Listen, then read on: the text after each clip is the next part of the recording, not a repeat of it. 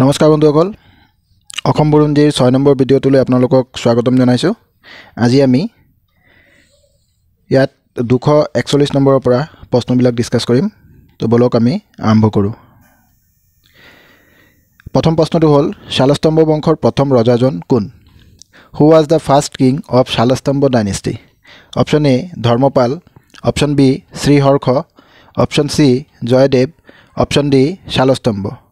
আৰু ইয়াৰ শুদ্ধ উত্তৰটো হ'ব option D Salastambha. Next question, Salastambha বংশৰ আৰম্ভণি কেতিয়া হৈছিল? When did Salastambha dynasty started? Option A 650 খ্ৰীষ্টাব্দত, অপশ্যন বি 655 খ্ৰীষ্টাব্দত, অপশ্যন চি 653 খ্ৰীষ্টাব্দত আৰু অপশ্যন ডি 657 খ্ৰীষ্টাব্দত। আৰু ইয়াৰ শুদ্ধ উত্তৰটো হ'ব 655 খ্ৰীষ্টাব্দত 655 AD। নেক্সট কুৱেশ্যন, শালস্তম্ভ বংশই প্ৰায় কিমান বছৰ কামৰূপত ৰাজত্ব কৰিছিল?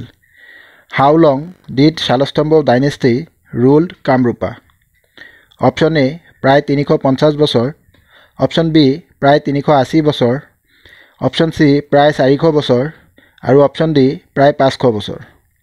ইয়াৰ শুদ্ধ উত্তৰটো হ'ব অপশ্যন এ প্ৰায় 350 বছৰ।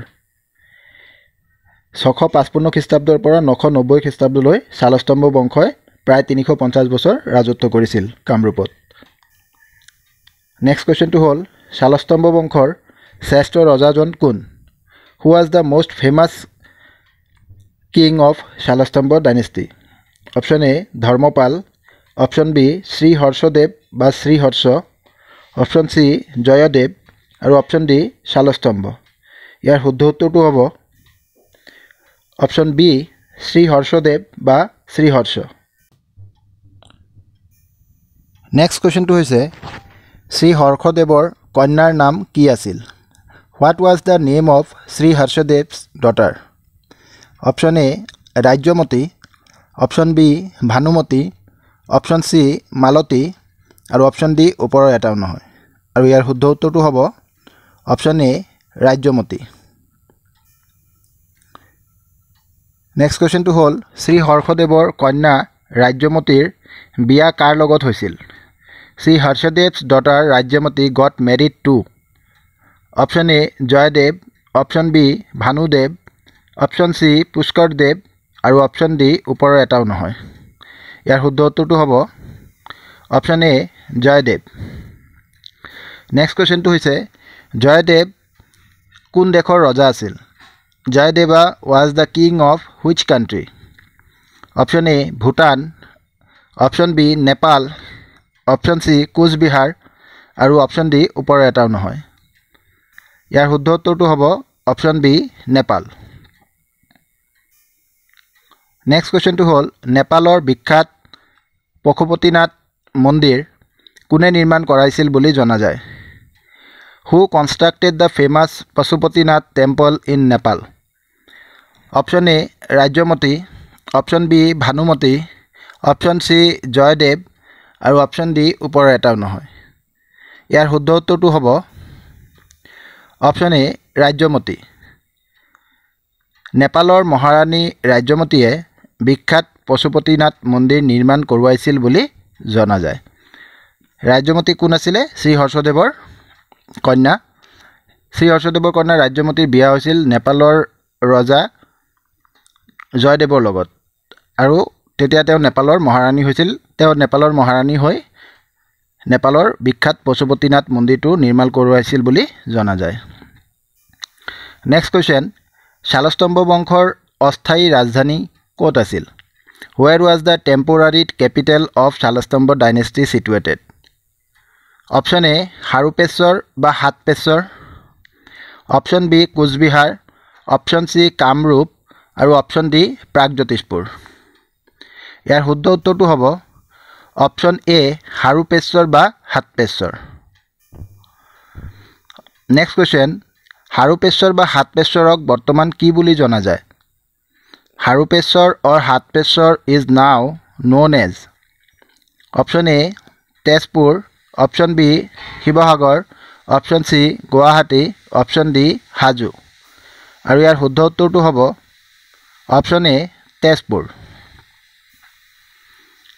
নেক্সট কোৱেশ্চনটো হৈছে শালস্তম্ভ বংশৰ স্থায়ী ৰাজধানী ক'ত আছিল আগত আমি অস্থায়ী ৰাজধানী পালোঁ যোনটো হাৰুপেশ্বৰ বা হাতপেশ্বৰ হয় এতিয়া স্থায়ী ৰাজধানী সুধিছে option A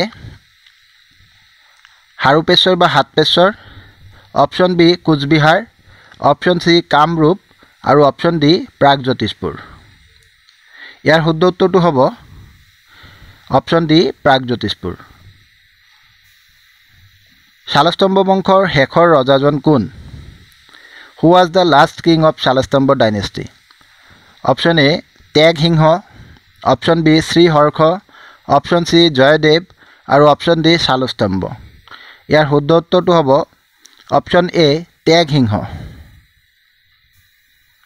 next question Salastambha বংশৰ পিছত কামৰূপত কোন বংশই ৰাজত্ব কৰিছিল which dynasty ruled Kamarupa after Salastambha dynasty option A Varman বংশ অপশ্যন বি পাল বংশ অপশ্যন সি দাস বংশ অপশ্যন ডি ওপৰৰ এটাও নহয় ইয়াৰ শুদ্ধ উত্তৰটো হ'ব অপশ্যন বি পাল বংশ নেক্সট কুৱেশ্যন পাল বংশই কামৰূপত কেতিয়া ৰাজত্ব কৰিছিল When did Pal dynasty rule Kamrupa? Option A 1000 পৰা 1150 খ্ৰীষ্টাব্দ অপশ্যন বি 990 পৰা 1138 খ্ৰীষ্টাব্দ অপশ্যন চি 1001 পৰা 1138 খ্ৰীষ্টাব্দ আৰু অপশ্যন ডি 1000 পৰা 1138 খ্ৰীষ্টাব্দ 1000 to 1150 AD 990 to 1138 AD 1100 to 1138 AD আৰু 1000 to 1138 AD আৰু ইয়াৰ শুদ্ধ উত্তৰটো হ'ব অপশ্যন বি 990 পৰা 1138 AD 990 খ্ৰীষ্টাব্দৰ পৰা 1138 খ্ৰীষ্টাব্দলৈকে পাল বংশই ৰাজত্ব কৰিছিল পাল বংশৰ প্ৰথম ৰজাজন কোন who was the first king of Pal dynasty option A Dharmapala option B Brahmapala option C Gopala option D Indrapala Pala বংশৰ প্ৰথম ৰজা ইয়াৰ শুদ্ধ উত্তৰটো হ'ব option B Brahmapala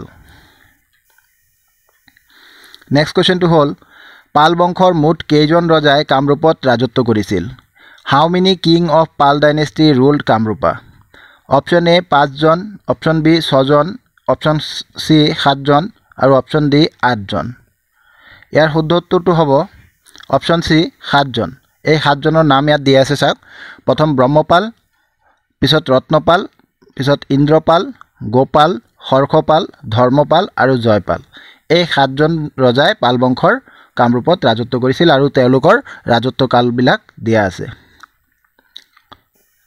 next question হৈছে পাল বংশৰ কোন ৰজাই ৰাজধানী প্ৰাগজ্যোতিষৰ পৰা কামৰূপ নগৰলৈ স্থানান্তৰিত কৰিছিল which king of Pal dynasty transferred the capital from Pragjyotish to Kamarupa town option A Dharmapala option B Brahmapala option C Gopal আৰু অপশ্যন ডি ইন্দ্ৰপাল ইয়াৰ শুদ্ধ উত্তৰটো হ'ব অপশ্যন এ ধৰ্মপাল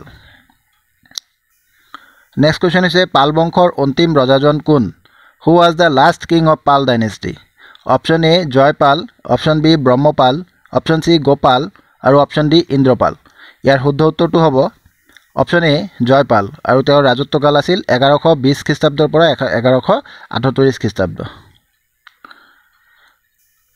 নেক্সট কুৱেশ্যনটো হৈছে কামতা ৰাজ্যৰ ৰাজধানী কি আছিল what was the capital of Kamata state option A Kamrup option B Pragjyotishpur option C Cooch Behar আৰু অপশ্যন ডি কমতাপুৰ ইয়াৰ শুদ্ধ উত্তৰটো হ'ল অপশ্যন ডি কমতাপুৰ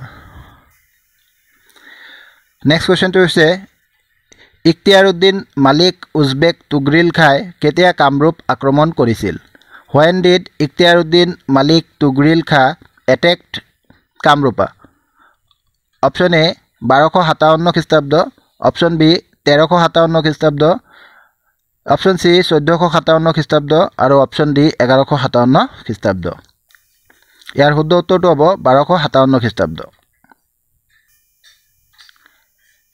ইয়াত নোট এটা দিয়া আছে চাওক 1257 চনত তুঘ্ৰীল খাই কামৰূপ আক্ৰমণ কৰাত কামৰূপৰ ৰজা সন্ধাই ৰাজধানী কামৰূপ নগৰৰ পৰা পশ্চিমৰ কমতাপুৰলৈ তুলি নিয়ে। তেতিয়াৰ পৰাই এই ৰাজ্যৰ নাম কমতা বা কামৰূপ কমতা হয় আৰু ইয়াৰ অধিপতি বা ৰজাগৰাকী কমতেশ্বৰ বা কামেশ্বৰ নামে জনাজাত হয়। উত্তৰ বংগৰ কৰতোৱা নদীৰ পৰা অসমৰ বৰনদীলৈকে কমতা ৰাজ্য বিস্তৃত আছিল। এইটো এটা ইম্পৰ্টেণ্ট নোট, আপোনালোকে এইটো নোট কৰি ল'ব। তাৰপিছত আৰু এটা নোট আছে আৰিমত্ত। অসম বুৰঞ্জীত কিছুমান কাহিনী আছে আৰিমত্তৰ বিষয়ে, সেইকাৰণে ইয়াত এটা নোট দিয়া আছে। চাওক কি লিখা আছে। অসম বুৰঞ্জীত দুজন আৰিমত্তৰ কথা প্ৰচলিত আছে।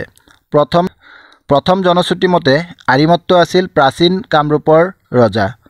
তেওঁৰ পিতা আছিল মাজুলীৰ ৰতনপুৰৰ ৰজা। মানুহৰ মুখত প্ৰচলিত যে আৰিমত্তৰ মূৰটো আৰি মাছৰ দৰে আছিল। আৰিমত্তৰ পুত্ৰ জোঙাল বলহুৱে নগাঁৱৰ চহৰী মৌজাত ৰাজ্য পাতে। এইটো এটা কাহিনী গ'ল আৰিমত্তৰ। 2 নম্বৰটো কি আছে, দ্বিতীয় জনশ্ৰুতি মতে চতুৰ্দশ শতিকাৰ শেষৰ ফালে আৰিমত্ত নামৰ এজন ৰজাই গৌড় ৰাজ্যত শাসন কৰিছিল। আৰিমত্তৰ ৰাজধানী বৰ্তমানৰ ৰঙিয়াৰ ওচৰৰ বৈদ্যগড়ত আছিল। ফেঙুৱা নামৰ হাজো অঞ্চলৰ এজন ৰজাৰ হাতত আৰিমত্তৰ মৃত্যু হয়। নেক্সট কুৱেশ্যন 260 নম্বৰ কুৱেশ্যনটো হ'ল আৰিমত্তৰ বংশধৰ শেষৰজন ৰজাৰ নাম কি? Who was the last king of Arimatta's dynasty? Option A Ratnasingha, option B Sritaranga, option C Mriganka আৰু অপশ্যন ডি ওপৰৰ এটাও নহয়। আৰু ইয়াৰ শুদ্ধ উত্তৰটো হ'ব অপশ্যন চি মৃগাংক। নেক্সট কুৱেশ্যনটো হ'ল খেন বা খান বা খেন বংশৰ প্ৰতিষ্ঠাতা কোন? Who establish the Khen Khan or Khen dynasty? Option A Niladhwaj, option B Shashank, option C Pitambar, option D ওপৰৰ এটাও নহয়। ইয়াৰ শুদ্ধ উত্তৰটো হ'ব অপশ্যন এ নীলধ্বজ। নেক্সট কুৱেশ্যনটো হ'ল নীলধ্বজৰ পুত্ৰৰ নাম কি আছিল? Who was the son of Niladhwaj? Option A Chakradhwaj, option B Shashank, option C Pitambar, option D ওপৰৰ এটাও নহয়। ইয়াৰ শুদ্ধ উত্তৰটো হ'ব অপশ্যন এ চক্ৰধ্বজ। নীলধ্বজৰ পুত্ৰৰ নাম চক্ৰধ্বজ। নেক্সট কুৱেশ্যনটো হ'ল চক্ৰধ্বজৰ পুত্ৰৰ নাম কি আছিল? Who was the son of Chakradhwaj? Option A Nilambar, option B Shashank, option C Pitambar আৰু অপশ্যন ডি ওপৰৰ এটাও নহয়। ইয়াৰ শুদ্ধ উত্তৰটো হ'ব অপশ্যন এ নীলাম্বৰ। নীলধ্বজৰ পুত্ৰৰ নাম চক্ৰধ্বজ আৰু চক্ৰধ্বজৰ পুত্ৰৰ নাম নীলাম্বৰ। নেক্সট কুৱেশ্যনটো হ'ল নীলাম্বৰৰ মৃত্যু কেতিয়া হৈছিল? When did Nilambar died? Option A 1495 খ্ৰীষ্টাব্দ, অপশ্যন বি 1496 খ্ৰীষ্টাব্দ, অপশ্যন চি 1497 খ্ৰীষ্টাব্দ আৰু অপশ্যন ডি 1498 খ্ৰীষ্টাব্দ। ইয়াৰ শুদ্ধ উত্তৰটো হ'ব অপশ্যন ডি 1498 খ্ৰীষ্টাব্দ। নেক্সট কুৱেশ্যনটো হৈছে খেন বা খান বা খেন বংশই কিমান চনৰ পৰা কিমান চনলৈকে কামৰূপ কমতাত ৰাজত্ব কৰিছিল? During which period Khen Khan or Khen dynasty rule Kamrup Kamata? Option A 1440 পৰা 1498 খ্ৰীষ্টাব্দ, অপশ্যন বি 1440 পৰা 1550 খ্ৰীষ্টাব্দ, অপশ্যন চি 1400 পৰা 1498 খ্ৰীষ্টাব্দ আৰু অপশ্যন ডি 1450 পৰা 1500 খ্ৰীষ্টাব্দ। আৰু ইয়াৰ শুদ্ধ উত্তৰটো হ'ব অপশ্যন এ 1440 পৰা 1498 খ্ৰীষ্টাব্দ। তো ইয়ালৈকে আজি আমাৰ প্ৰশ্নবিলাক শেষ হৈছে। ইয়াত আৰু দুটা নোট আপোনালোকে পাব, সেই নোট দুটা পঢ়াৰ পিছত আমাৰ ভিডিঅ'টো আজি শেষ হ'ব। ইয়াত আমি কামৰূপত ৰাজত্ব কৰা বংশবিলাকক ক্ৰন'লজিকেলি যদি আমি লিখিব যাওঁ তেন্তে আমি এটা শ্বৰ্ট ফৰ্ম আমি ইয়াত ওলাব পাৰিছোঁ, যোনটো আপোনালোকে মনত ৰাখিব। দা ব খা পা, ইংলিছত DBSP। দা মানে দানৱ বংশ, ব মানে বৰ্মন বংশ, খা মানে শালস্তম্ভ বংশ আৰু পা মানে পাল বংশ। ইংৰাজীত DBSP। ডি মানে দানৱ ডাইনেষ্টি, বি মানে বৰ্মন ডাইনেষ্টি, এছ মানে শালস্তম্ভ ডাইনেষ্টি আৰু পি মানে পালা ডাইনেষ্টি। এইটো তেনেকৈ মনত ৰাখিবলৈ আপোনালোকৰ অলপ সুবিধা হ'ব। আৰু নেক্সট এটা নোট আছে, এইটো হ'ল আমাৰ যোনটো অসুৰ বংশ আছিলে, সেই অসুৰ বংশৰ ৰজাসকলক আমি যদি আমি ক্ৰন'লজিকেলি মনত ৰাখিব বিচাৰোঁ তেন্তে আমাৰ এনেকৈ মনত ৰাখিব পাৰিম। মহ খৰ ঘন ভৱ, এইটো অকল অসমীয়াতে দিয়া আছে, অসমীয়াতে আপোনালোকে মনত ৰাখিবলৈ চেষ্টা কৰিব। মহ শৰ ঘন ভৱ, ম মানে মহিৰংগ দানৱ, হ মানে শতকাসুৰ, স মানে সম্বৰাসুৰ, ৰ মানে ৰত্নাসুৰ, ঘ মানে ঘটকাসুৰ, ন মানে নৰকাসুৰ, ভ মানে ভগদত্ত আৰু ব মানে বজ্ৰদত্ত। এইখিনি আছিলে আমাৰ অসুৰ বংশৰ ৰজাসকল ক্ৰনলজিকেলি। তো ইয়াতে আমাৰ আজি ভিডিঅ'টো শেষ হ'ব। যদি আপোনালোকৰ ভিডিঅ'টো ভাল লাগে তেন্তে লাইক, শ্বেয়াৰ আৰু ছাবস্ক্ৰাইব কৰিব আৰু চেনেলটো আপোনালোকে শ্বেয়াৰ কৰিব। ধন্যবাদ।